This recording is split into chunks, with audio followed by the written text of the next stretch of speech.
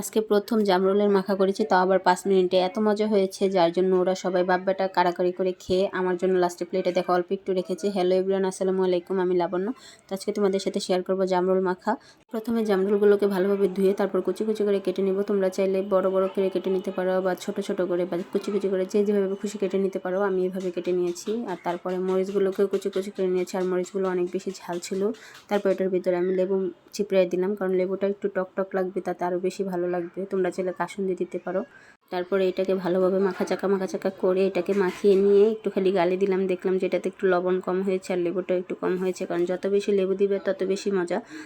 তাই এটার ভিতরে আমি অনেকগুলো লেবু চিপড়াই দিলাম, মানে 1.5টা লেবু পুরোটা চিপড়াই দিলাম। ওইটা দিয়ে তারপরে একটু লবণ দিয়ে আবার মাখায় যখন আমি মুখে দিলাম, ভাই এত মজা জামরুল মাখা আমি আর কখনো খাই নাই। তো ওকে বললাম যে তুমি একটু খায় দেখো কেমন হয়েছে। তো খায় বলতেছে মজা হয়েছে, আমাকে চামচ এনে দাও।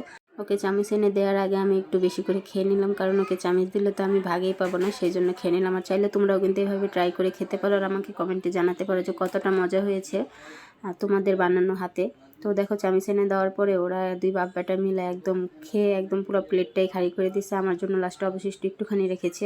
আর যদি ভিডিওটা ভালো লেগে থাকে প্লিজ লাইক কমেন্ট শেয়ার করে দিবে। আল্লাহ হাফিজ।